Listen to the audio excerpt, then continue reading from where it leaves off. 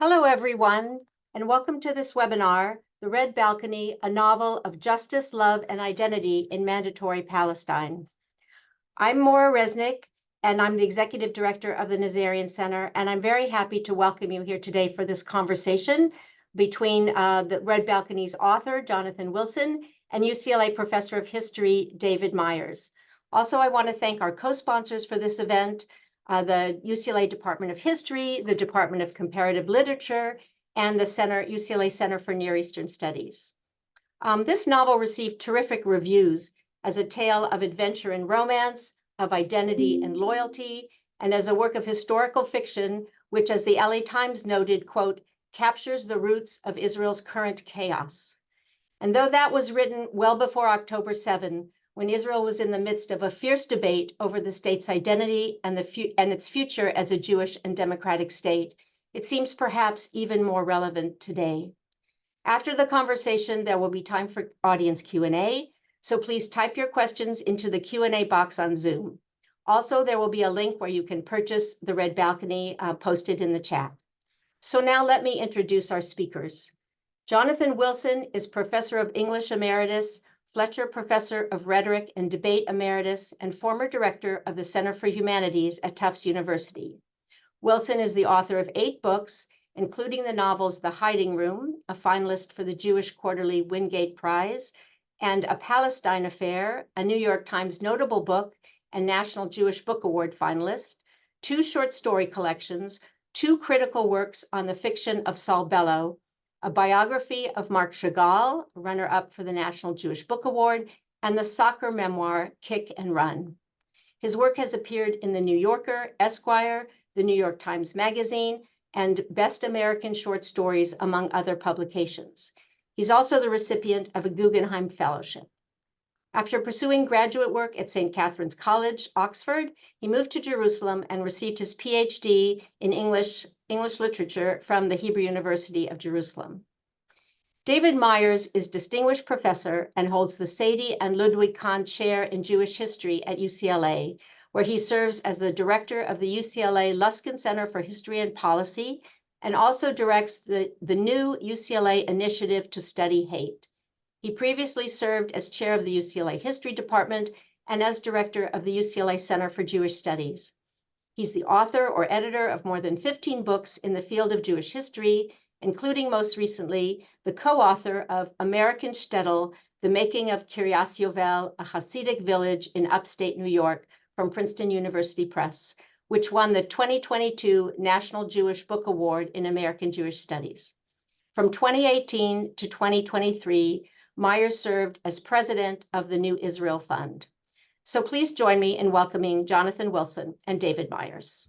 Welcome, Jonathan. Thank you, very David. nice to be in conversation with you. So this really interesting novel, which I encourage everybody to read and thus to purchase, revolves around the life, or more accurately, the death of one of the most well-known figures in the Yishuv, the Jewish community in Palestine before the creation of the State of Israel, a man by the name of Haim Arlosoroff. Can you tell us who Haim Arlosoroff was and why he was important? Haim Arlosoroff was an important political figure who was sort of Ben-Gurion's right-hand man in the period in which my novel takes place. And he was a socialist. Grew up in Germany. He'd come to Palestine, and he was an extremely influential left-wing thinker in the sort of Palestinian Yishuv, in the left-wing parties there. And he was, the reason what kicks off the novel is that he was sent on a mission by Ben-Gurion, which involved doing a deal with the Nazis, which came to be known as the Transfer Agreement. That was an extraordinarily controversial business, which was designed or negotiated to get Jews out of Nazi Germany, which had recently, become Nazi Germany since Hitler came into power in 1933. do you want me to talk about the transfer agreement at this point? Or Yeah, well, we can. I mean, we should just set the stage. So Hitler comes to power on January 30th, 1933. Very quickly, efforts or discussions are conducted within the Yishuv leadership about what to do with the Jews of Germany and how best to assure their safe passage. And that leads to the negotiations that you talked about in June. And we know that Arlosoroff comes back to Palestine after negotiations about the Havarah agreement, the transfer agreement, on June 14th. Very significant because of what happens 2 days later. So tell us about the Havarah or transfer agreement. So the transfer agreement, the reason it was so controversial, of course, was because it involved doing a deal with the Nazis. And from the point of view of the revisionists who come out of Jabotinsky, this was doing a deal with the devil, no matter what the repercussions were of doing it, whether good or bad. The deal that Arlosoroff negotiated, the Nazis at this point were allowing Jews to leave Germany, but they couldn't take their money with them.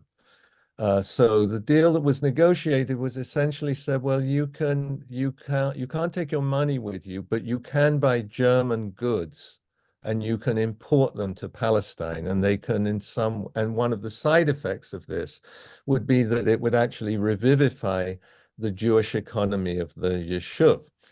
And it would also, of course, save Jewish lives. Although it's important to remember, I think, and I try to do this throughout the novel, is that nobody knows at this point what's coming down the road. I mean, we have persecution of Jews. It's ugly for Jews. There are already Jews being arrested. There are already Jews losing their jobs, being forced to give up their position. But nobody knows what's coming down the road in 6 years' time. 7. So the idea was that the Jews will be able to leave, and that they will be able to purchase German goods and import them to Palestine. Has two side effects. One, why does this interest the Germans? It interests the Germans because at this point in history, there's a boycott going on of German goods, which is initiated by Jews in America, by Jews in the United Kingdom. And the Germans see this as a way to say, well, what are you boycotting us for? Jews in Palestine aren't boycotting us, so, what's your problem here? So it's good news for them in that regard. It's also good news for them in that and this is the part that one of the reasons why nobody really likes to talk very much about the transfer agreement was that one of the side effects of the transfer agreement is, of course, that it improves the German economy, because the Jewish money is being used to purchase German goods. So it's improving the economy, and it did have an effect on the economy of the Yishuv in an important way. But it also, at the same time, improved the German economy, but it also saved Jewish lives. There's no doubt about that. It also they didn't know at that time they were saving everybody's life, but they were certainly getting Jews out of what was an increasingly perilous and awful position. And from Ben-Gurion's point of view, this was a deal that was satisfactory to him, and he'd sent Arlosoroff to negotiate it. And in a way that anticipates later schisms in Israeli society, if you think particularly about, as I was when I wrote it, about what happened with Rabin and the way he's made to appear a diabolic figure by the politicians on the right, and effigies of Nazis are held up in Zion Square, where that famous rally that Netanyahu addressed. There was this feeling, there was the same kind of upheaval in the Jewish society in the Yishuv, and direct calls for the for the assassination of Arlosoroff. And sure enough, he is shortly after for the assassination, for doing a deal with the devil, for what the right-wing party considered doesn't matter what good may come out of it. You shouldn't be dealing with Nazis. I mean, one can to a certain degree understand that perspective. So Arlosoroff was murdered shortly after he came back, as you mentioned, on the beach in Tel Aviv, where I'm sure some of you who are watching now are very familiar with this place spot, because it was right in front of where the Hilton Hotel is now in Tel Aviv, and there's a plaque that marks there. And of course, that's where I'm sure a lot of you are familiar with this too, where Arlosoroff Street begins in Tel Aviv at the site of the murder. Let's just pause there. I want to just make sure our audience knows exactly what we're talking about. So the transfer agreement proposed that in exchange for the deposit of money by German Jews in German banks, those German Jews would be allowed to emigrate. The money that they left behind would be used to purchase products in Germany and thereby overcome the boycott. And some of the profits from that sale would be returned to those Jews who made their way to Palestine, deposited in their banks. This was basically an exchange of people for the purchase of goods, of German goods, as a means of breaking the boycott. The negotiation, as you noted, was undertaken by Haim Arlosoroff at the instruction of David Ben-Gurion, who was the leader of the labor Zionist, the dominant labor Zionist wing in Palestine at this time. It was a time of growing fractiousness amongst the Zionist parties. In the mid-1920s, an organization that defined itself either as the New Zionists or as the Revisionists emerged, led by the charismatic figure Zeb Jabotinsky. And they saw labor Zionism as their mortal enemy, as an ideological foil, and as a group whose interests were antithetical to the best interests of the Jewish people. One of the defining features of revisionism, of course, was a belief in the importance of territorial maximalism.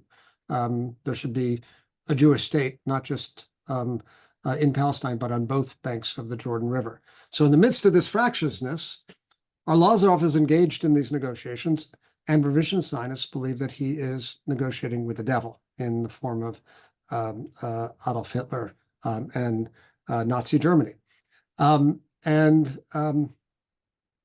Temperatures are rising. There, in fact, is a revisionist associated group known as the League of Bullies or Tough Guys, Brita Biryonim, that reflects sort of the increasingly aggressive attitude on the part of revisionists towards the labor mainstream. And on June 16th, 1933, Arlosoroff is assassinated. This stands at the center of your story, Jonathan. So take us from this point forward. What do we know about the assassination, and what actually was it that drew you to this story?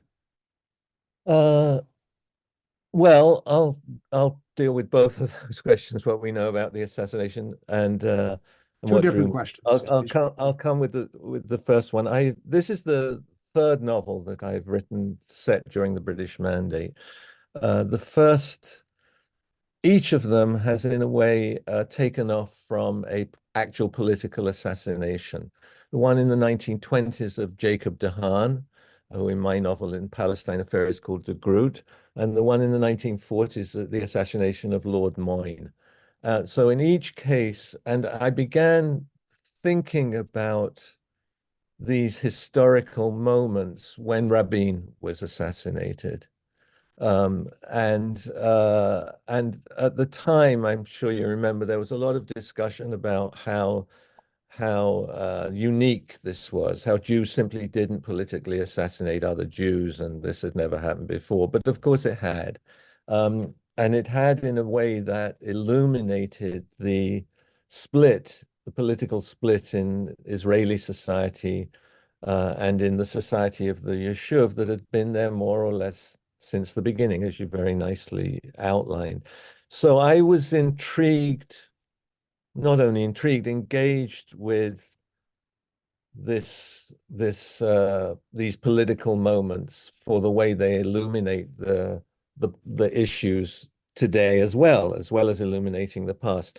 I have a particular interest, of course, because I grew up in the United Kingdom, and I moved to Israel, and so issues involving British Jewish identity, British Israeli identity, I had relatives who were in Palestine before it became a state, fascinated me, and I don't want to psych myself out too much, but I'm sure that I was exploring my own identity issues through the issues that I send these young British Jewish characters into when they arrive in Palestine.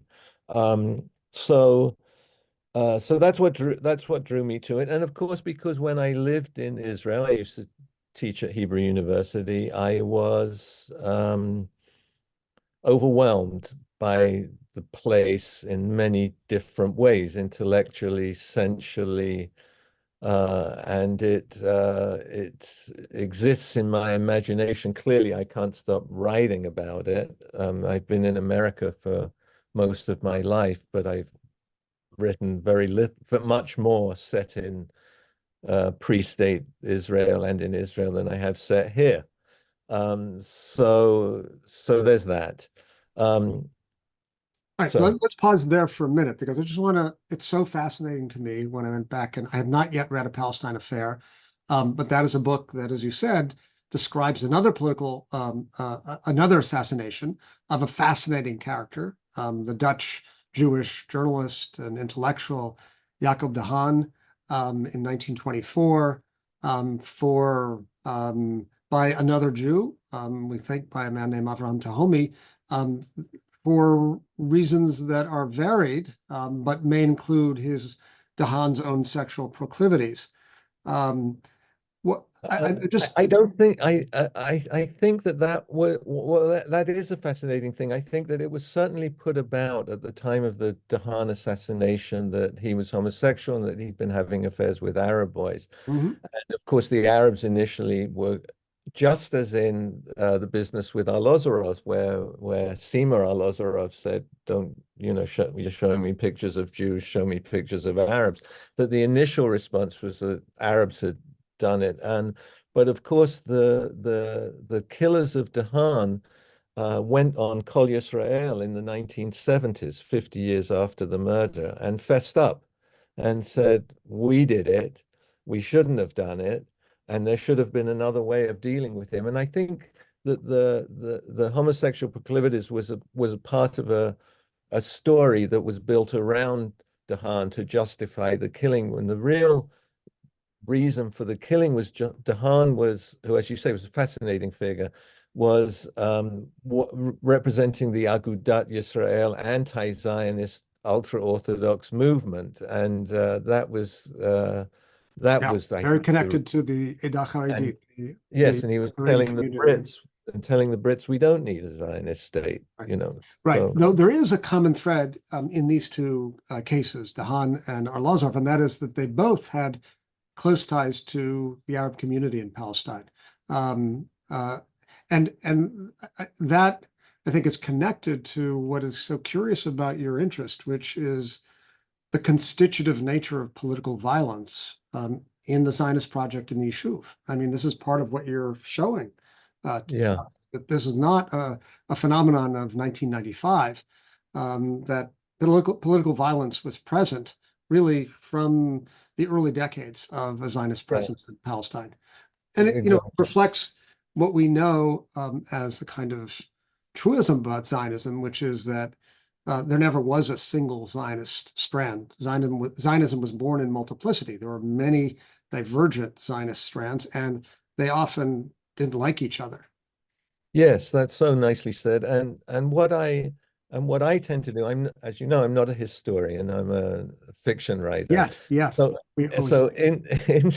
into this world, I tend to send some naive young British Brit, Jewish or not Jewish, who has no skin in the game to begin with, or is confused about their identity, or is there as if they were going on a vacation. They could have taken a position in Paris, or they're there because the army has sent them there, or they're there for some reason that, his foil is, of course, in the novel is Charles Gross, who is a Jabotinskian Zionist who he's been at Oxford with. But my protagonist, Ivor Castle, he's out in Palestine. Really, he could have been anywhere, but his father set him up with a job in Palestine, helping Barron, Phineas Barron, the sort of Rumpole of the Bailey type barrister who's defending the two men accused of murdering Arlosoroff. In reality, there were three.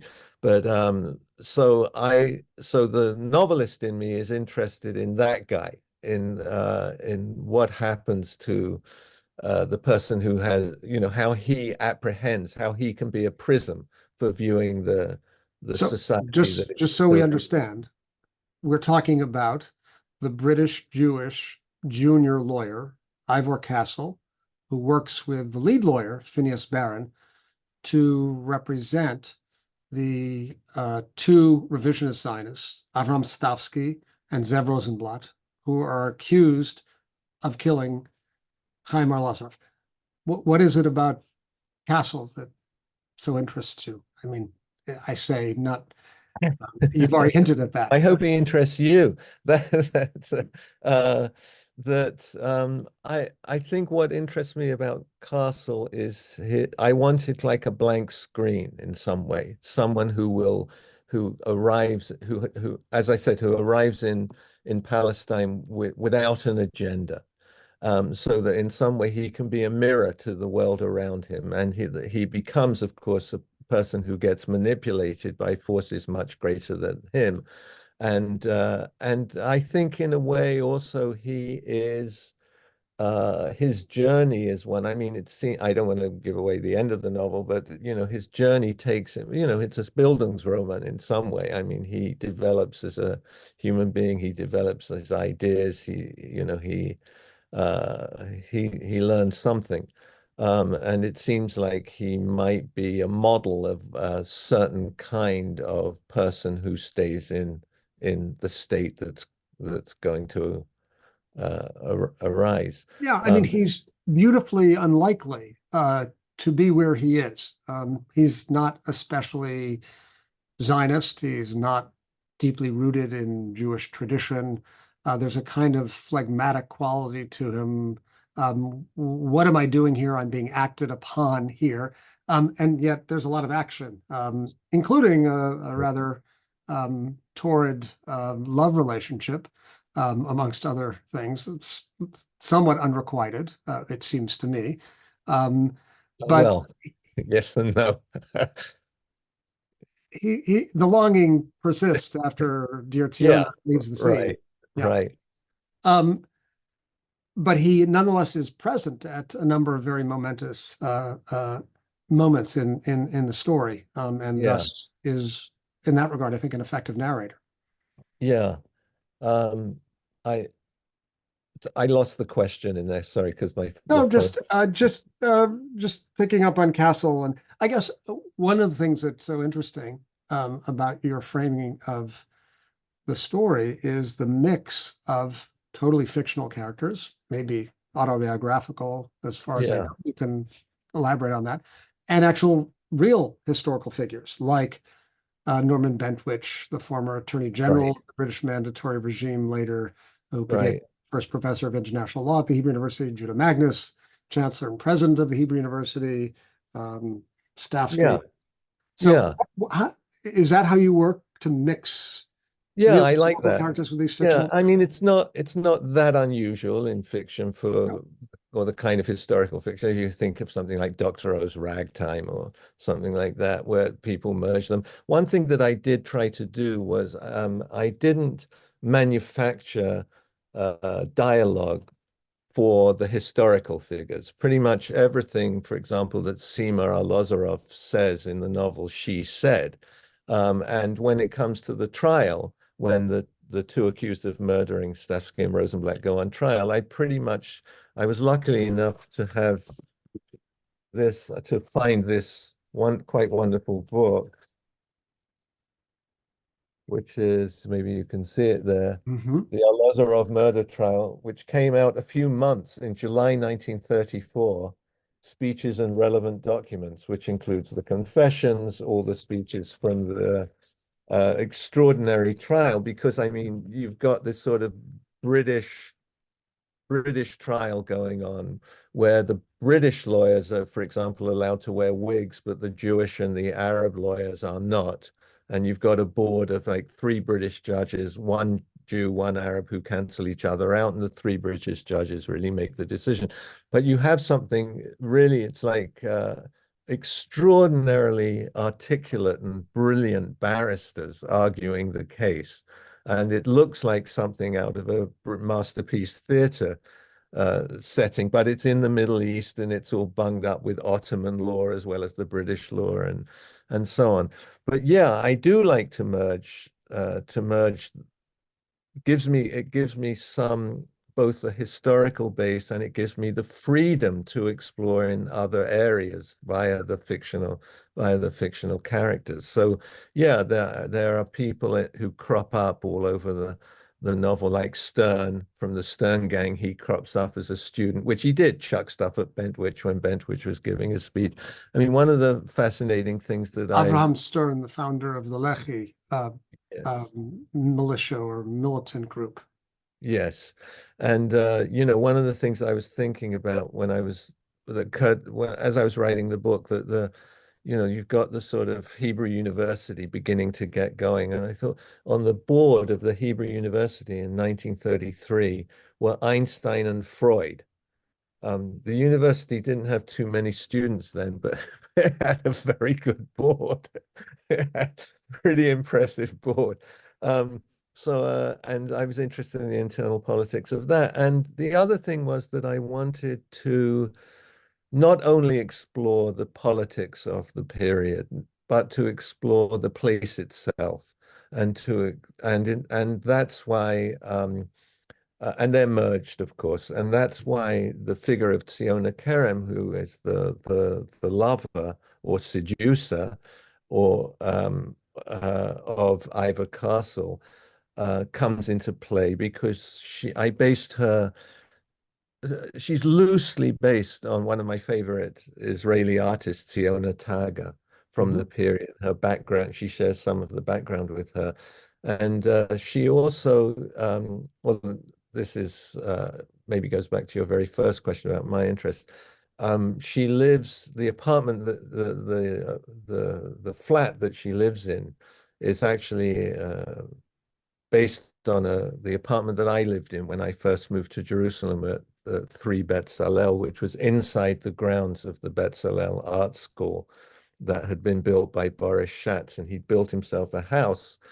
And my landlord was his son, Lilik Schatz, whose wife was the sister of Henry Miller's wife. Henry Miller and Lilik were brothers-in-law, and lived in Big Sur together for a while. And I lived in that apartment, and this is really only if it maybe matters to me, but the red balcony is actually the mirpesed of the apartment that I lived in, that was overhung with geraniums and the tree and so on. And in fact, in all of my novels set during the British Mandate, someone's living in that apartment.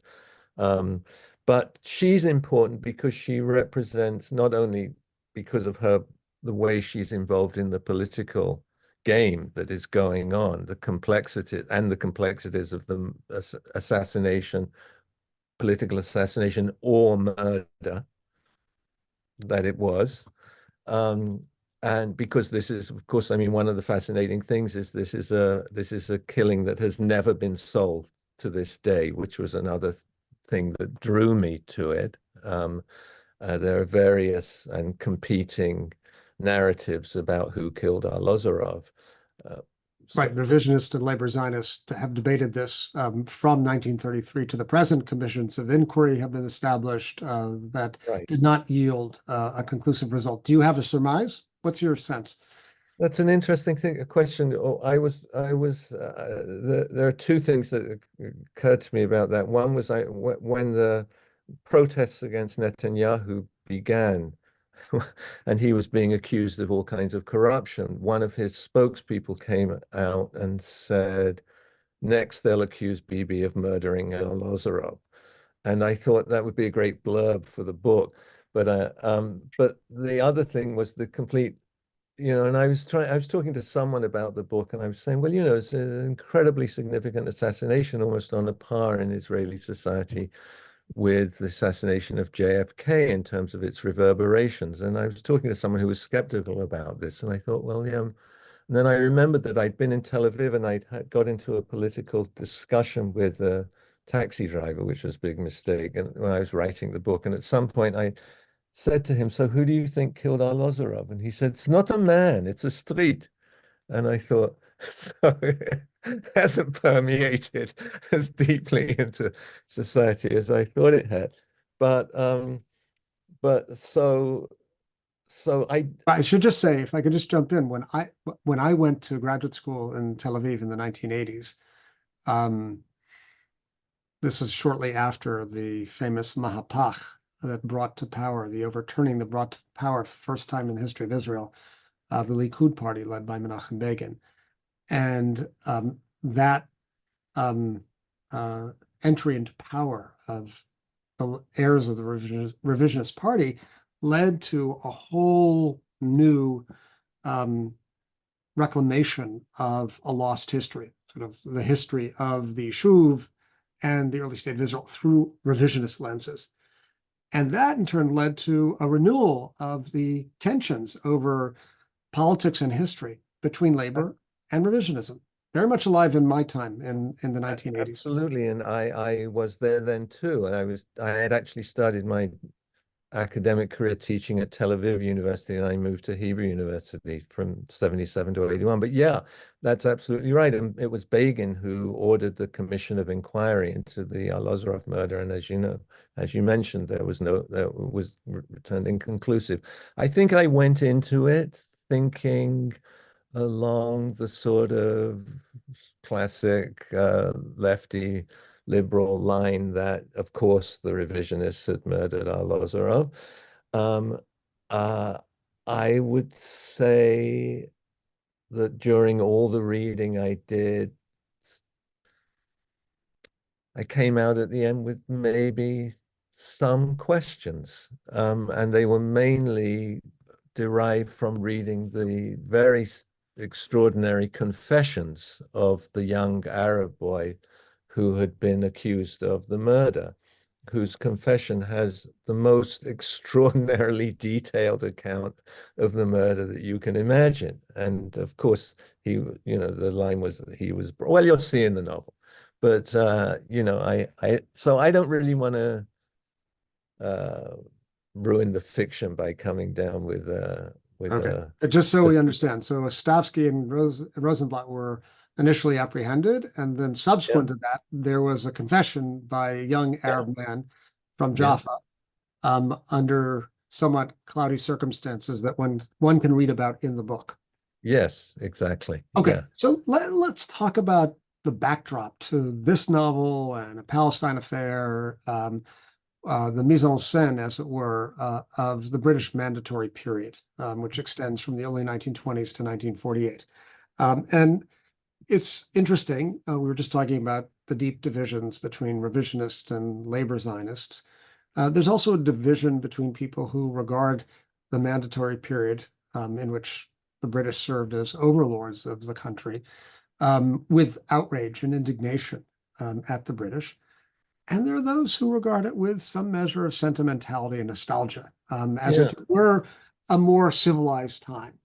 And you, as a Brit, have your own take on this. So, do you share in that sort of nostalgia for No. the civility and sort of formality, as it were, of the British regime as against sort of the uncouth, rough-hewn Zionists? No, I don't. I do have a friend who was a colleague of mine in the English department at Hebrew University, who was also from England and also studied at Oxford, who frequently would say we should have stayed a colony. It would have been much better. I've heard it many times. But no, I don't share that. I mean, I think one of the fascinating aspects of the story of the British Mandate is, I mean, it was a very tiny outpost of the British Empire, but it imitated and mimicked what was going on, for example, in India. And if you read, one of the things that for me is perhaps more important uh, uh, as a tool as a research tool rather than the straight histories is the memoirs of old British colonialists who about their time in Palestine, because it's from that that you get the material for fiction. You get the language, you get the cigarettes, you get the drinks, you get the gymkhana. You know, if you read even Sir Ronald Storrs' memoirs, you know, they're hunting, didn't have any foxes, so they went hunting jackals. They're still having tea at 4 o'clock. They're altering the architecture of Jerusalem. They're Christianizing it. And that all the sort of panoply of effects of empire is there, but on such a small scale, and that's, I think, again, one of the things that we tend to forget about this period is that how very small the population was. That I think in 1933, the population of Tel Aviv was something like 50,000. The population of Jerusalem was something like 90,000. I mean, this is about the same size of Newton, Massachusetts, where I live. So it's a village, like everybody knows everybody.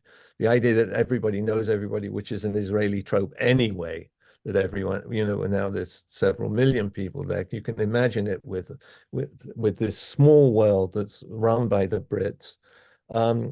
But with the added, and I think for a novelist, for me anyway, this is one of the fascinating parts. You've got Brits who are Zionists, you've got Brits who are Arabists, you've got Brits who are, or more like my Baron, who's just a misanthropist. You've got Jews like my Ivor out there who don't care one way or the other about Zionism, or who are just trying to have a passionate love affair and getting rolled into the history. I mean, that, which is another issue, I think, that how to be in Israel and not get touched by it. You can't. And then you have British anti-Semites. You have British Jews in the Mandate administration who are despised by the local Jews, who are, because they're part of the British colonialist operation.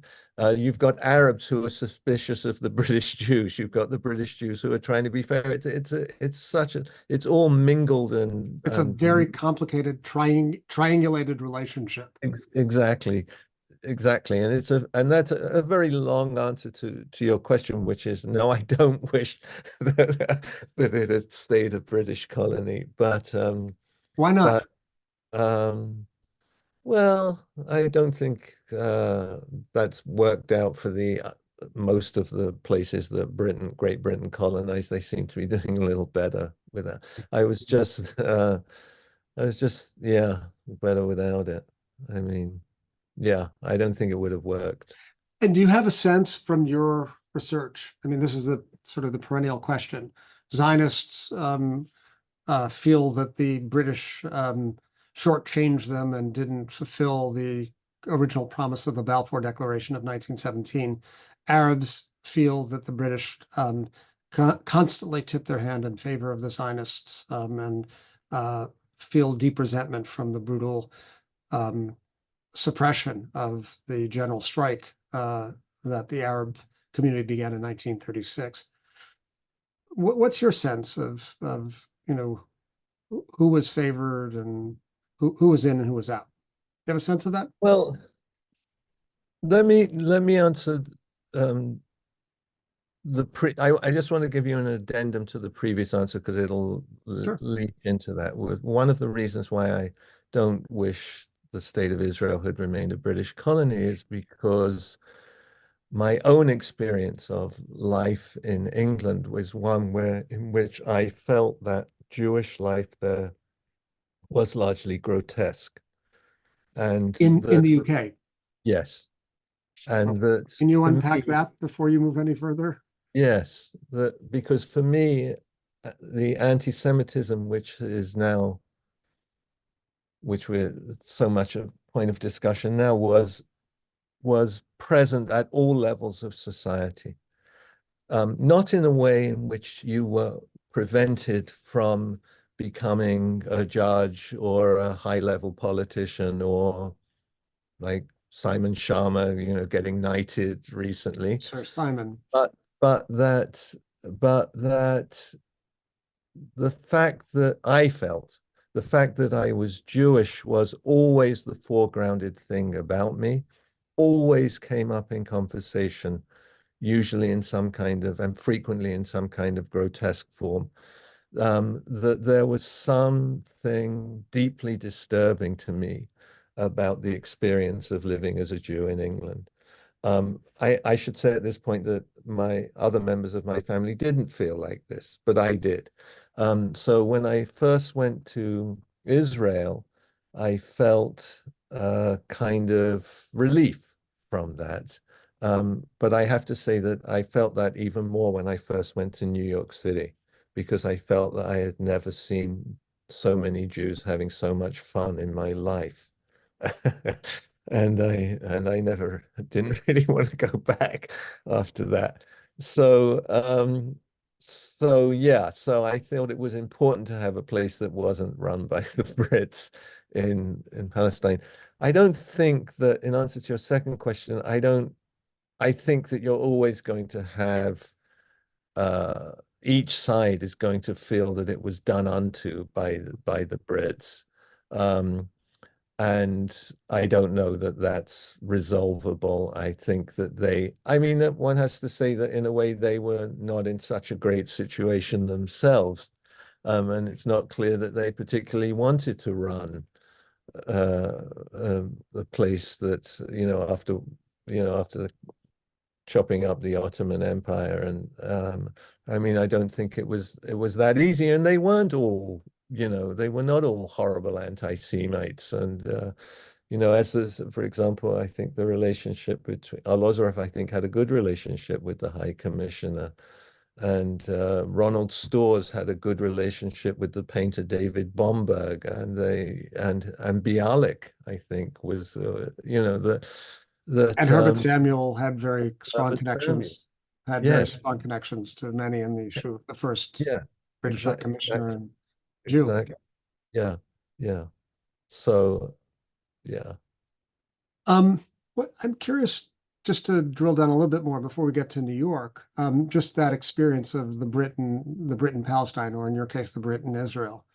Um, Ivor seems like he could have ended up anywhere. He could have ended up in Greece. He could have ended up yeah, in Spain. He ended up almost by accident in Palestine. yeah, Um, you know, there's a quality in the novel that's, I think, very effective, and curious to know how intentional it is. Many things are left unresolved. Um, the murder is unresolved. Uh, the love affair is left unresolved. Um, Characters remain enigmatic. That curious, mysterious figure who Tsiona seems to be taking up with, and Safed, who later appears dressed as a priest. There's a kind of enigmatic and unresolved quality. And I wonder, how intentional is that? And what does that say about well, I the think that situation? I think that's a sort of gift that fiction offers you. That, as I said, it's not a history, and it's not my job to solve the problems. It's my job to present the problems and to allow the characters their own freedom somehow and to not neatly. I don't want to neatly tie everything up, and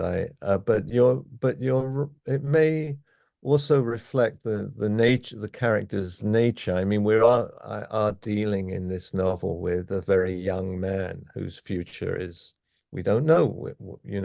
I mean, I think I wanted to leave. I think his relationship, he has a relationship with a young American woman who was a debutante in Baltimore. And that was one of the things I had the most fun researching, which was Jewish debutante life in Baltimore in the 1920s, which was apparently a hotbed of debutante life. And the stuff that I put in, I took directly out of a Baltimore newspaper, the description of the, and the where I think one of the things maybe one of the questions the novel poses is who's going to populate this state when it arrives? Is it going to be, I mean, I mean, and I think of that in relationship to my own childhood in England, where in the Jewish community that I grew up in, nobody wanted their children to go and live in Israel. Who's going to be there?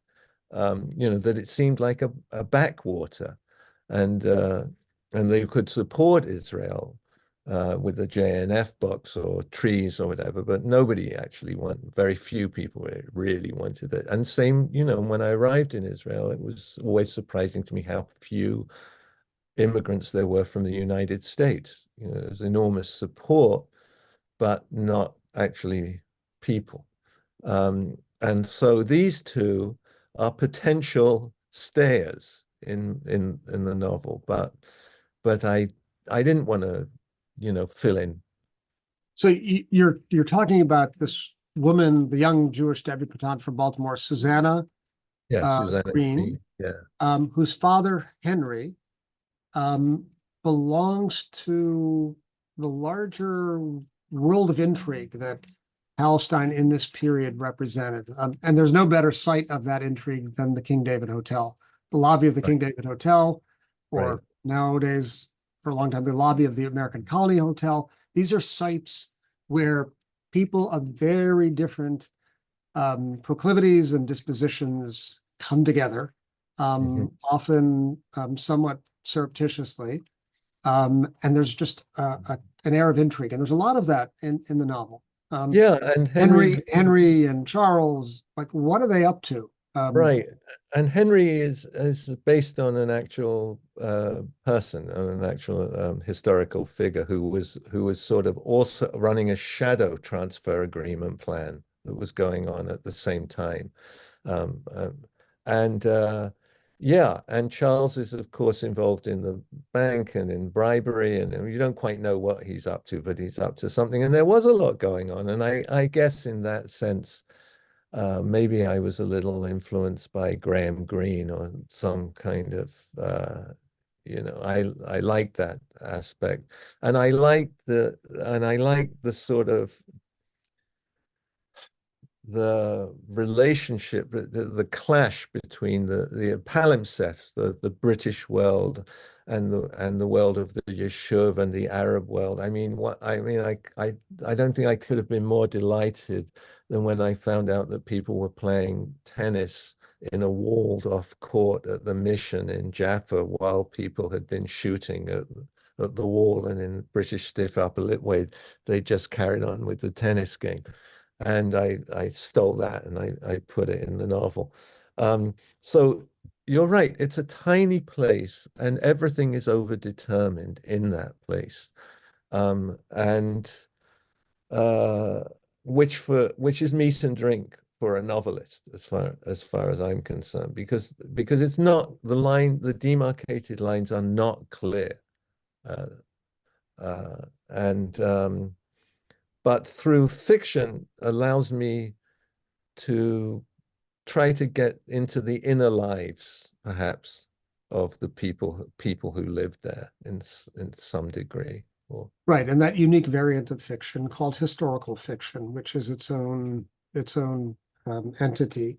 I think you've indicated why, but tell us even more explicitly, why are you drawn to it? It requires sort of a mix of skills. To historical fiction? Yeah. Yeah, I don't, that's an interesting question because I don't really know. And I don't think of myself as writing historical fiction. I just think of myself as writing fiction. And I want to reassure you, I'm done with the mandate now. There won't be any more mandate novels. And How about political violence novels? I don't think so. I think that it is strange though, because I had been writing a series of stories about an American guy and his Israeli friend sidekick, and they were kind of like they go on a trip to China, um, which was a fictional version of a trip I went on when a Palestine Affair came out in a Chinese translation. I did a tour in China, and they're sort of comic stories, but also serious at the end. They had twist and they turn. But since October the 7th, I suddenly felt that it's an enterprise I can't pursue, that the register of the stories is wrong, that it's just not right. And In what sense? In what sense do you think it was wrong? there's a because I in my stories I was having a lot of fun with this Israeli character and imitating the way that he spoke English, and he says some quite wonderful things. And I published two of these stories in a Reform Quarterly of the I can't remember CCAR journal, and I just felt, and I was thinking of doing a whole book of them, and I felt that I just can't pursue it. That it just doesn't feel right anymore. It Are you, do you doesn't feel have like a you're, gravitas that that that I would feel it needed. do you imagine, are you leaving behind not just Palestine, but the state of Israel as the site of your novelistic interest? Well, Or what do you I work, what are really, you I looking really at? should.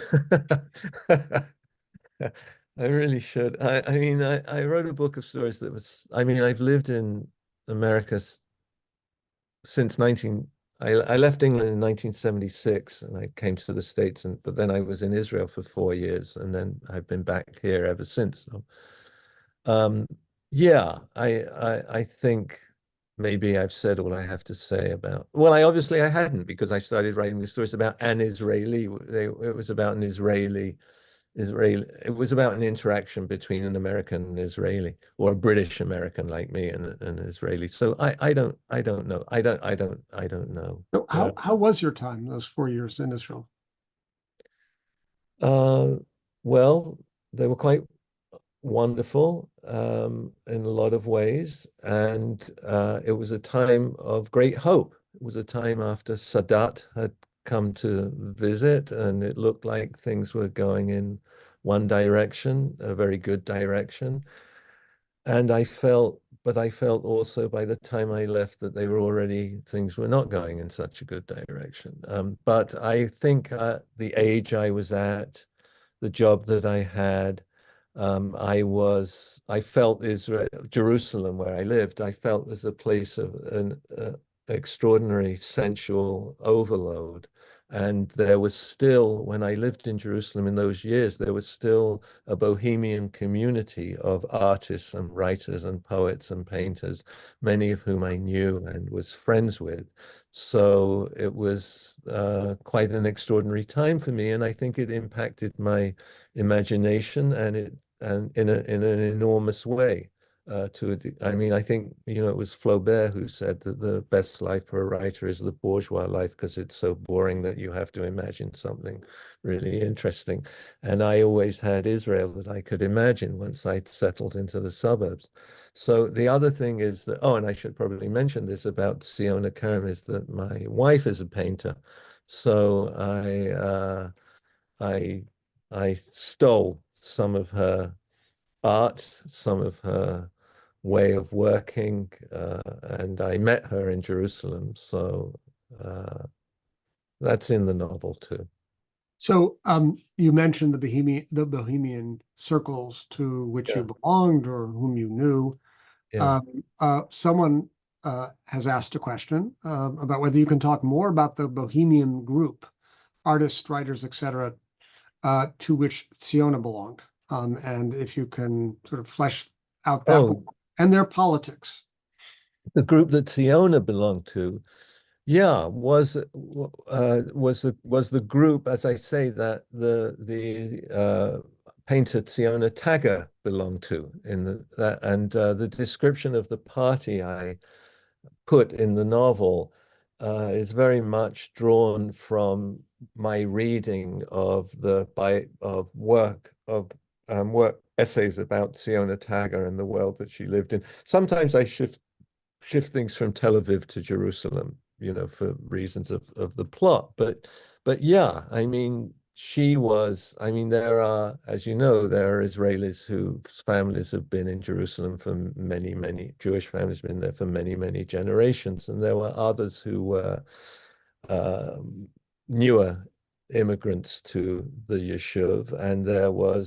And I think I was drawn to that. I was fascinated by that because I had experienced something similar myself, that when I lived in Israel, and there in Jerusalem, there was Amichai, and there was Schwebel, and there was Dennis Silk, and there was Aryeh Zaks, and there was my great friend Tet Karmi, who was the person who was responsible for bringing me out to Israel, and his wife Tamara Rickman, who was a wonderful sculptor, and Lilian Klapisch, the painter, whose son Emmanuel Moses is a poet who left to go live in France and is a very successful, famous poet there now.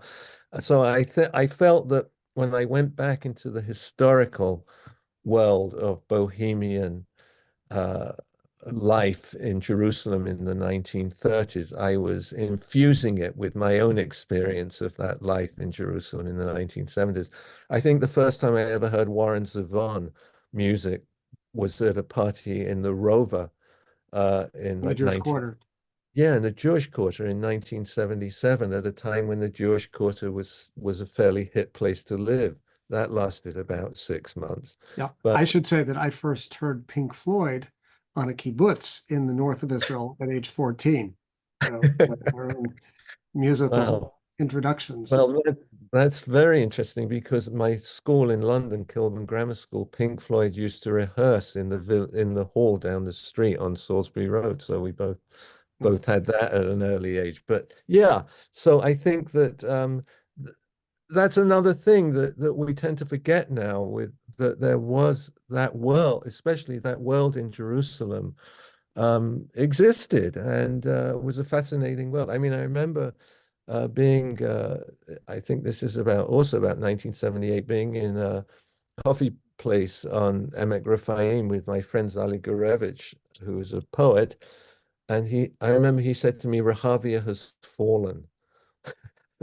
by, by which he meant that our world was coming to an end in Jerusalem, and that soon it would be much more, a world of knitted kippot and then black kippot. Yeah. And then black kippot. Yeah. So I think I know the answer to this question, but the book talks about moves between Tel Aviv and Jerusalem and makes its way up briefly to Safed. But my question is, Tel Aviv or Jerusalem? Sounds like you're a Jerusalem person, it sounds like. Yeah, I was a Yerushalmi, but I have to admit, I'm not. I don't feel it anymore, and I feel that as a great loss. And the last visits that I've made to Israel, I've pretty much stayed in Tel Aviv, and all my friends from Jerusalem, I can hardly think of a few exceptions, have all moved from Jerusalem to Tel Aviv. So, but yeah, I mean, I'm still kind of from time to time utterly bowled over by Jerusalem. We lived in Baka at a time when Baka was not yet gentrified. Above the artist, our neighbor was the painter Michael Kovner, the son of Abba Kovner. And it was a beautiful place. It's just extraordinary. And so I'm still very affected by Jerusalem. But yeah, in recent years, as I get older, I don't know. You migrate to Tel Aviv. Yeah. I want to ask one more question, then we'll turn to some of the questions that have been asked by others who are listening. The place of Arabs in this novel and in other work. Yeah. It's mainly a story about Jews and Brits, but Arabs are also present. I'm just wondering how you understand the place of how you sought to fit But I the think minority population into your story. yeah, I think it's a very tightrope really that you walk. And I was in conversation at some point with academic in Jordan who was not pleased with the fact, who felt that I hadn't given enough space to Arab characters in my novel, in the Palestine affair. And I've always felt it's very complicated because if you often get the alternative responses, which is who are you to get inside the heads of the Arab characters. So I think it's a case often of you're damned if you do and you're damned if you don't. So I try to render as realistically as I could the Arab both political situation and I tried to present in as most broadly terms as I could to create characters who were were deep, and the Arab characters who I did create have some deep humanity, and I hope I treat them with great empathy and respect. So, but as I say, it's a difficult situation. I've always been involved.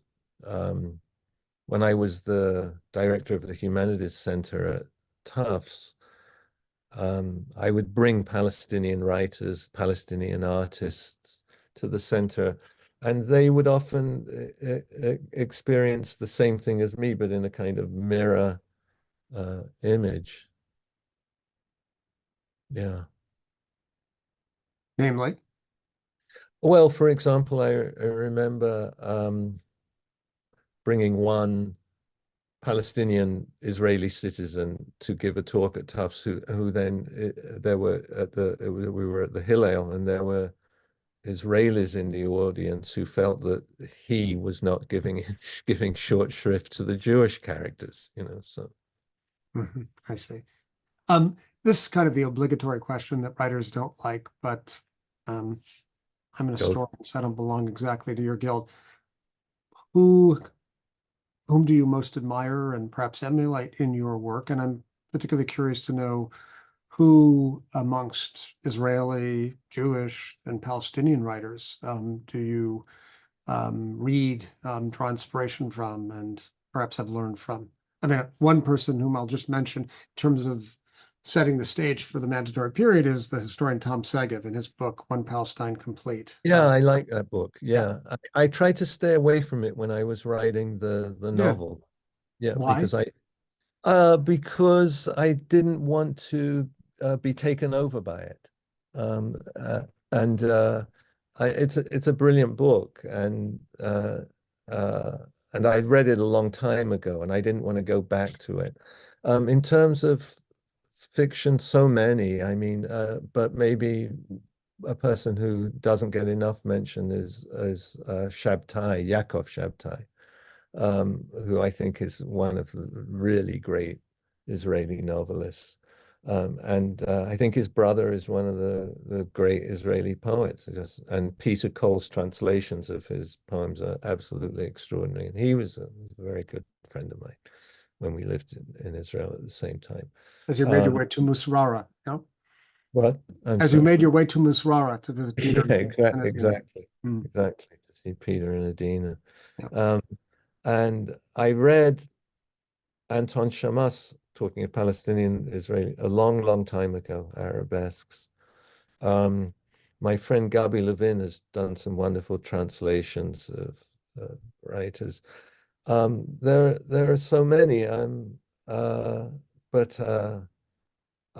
I'm sure in terms of who I emulate, I don't know that I emulate anybody. I'll admit that, when I wrote my first Mandate novel, The Hiding Room, it was a little bit under the influence of Graham Greene's The Power and the Glory, because the moral center of my novel is an alcoholic rabbi. And I thought, if he can do a whiskey priest, I can do like a brandy rabbi in the British Army. And I'd been on a kick reading Graham Greene at that time. So yeah, I think he was an influence. But that's not who I read.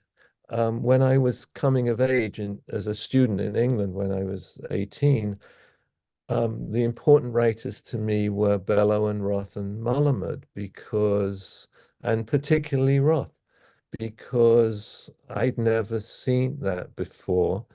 And I felt that, apart from my mother having an English accent, if there had been a tape recorder on in our kitchen, it would have been the same as Portnoy's Complaint. So, so just different accent. So, and it's a strange thing, because I felt that in England, there was a lot of that, there was a tradition that was signed of Iris Murdoch, Antonia Bayer, and this, that, and the other. I thought, I didn't want to read about people called Sebastian. I wanted, so the door was opened for me by reading American writers. So what was it it sounds like reading or discovering American Jewish writers was in some sense liberatory or cathartic. Yes, yes. Was it the zest, or should I say Yes. the chutzpah Yeah, the because it was audacity that broke through sort of the yes, all prim and those proper things. British Yes, yeah. I self-constraint? mean, not necessarily that the novels of the British writers were prim and proper, but they had a certain restraint and a certain aesthetic that was completely antithetical to the wildness of Roth. I know Roth, is a polarizing figure these days, but for me as a 17-year-old to read Portnoy's Complaint was absolutely, that's magic. Okay, someone has asked a question, Rochelle. How do you see the reverberations? In what ways do you see the reverberations of the murder of Arlosoroff in similar terms to the assassination of JFK? You mentioned that at the beginning, so I want to just Rochelle. Just in terms of the disruption in society that followed it, and the conspiracy theories about who had done it, and just in that way. I mean, I think that the murder of Arlosoroff is so only in those ways, only in its cultural impact in the society.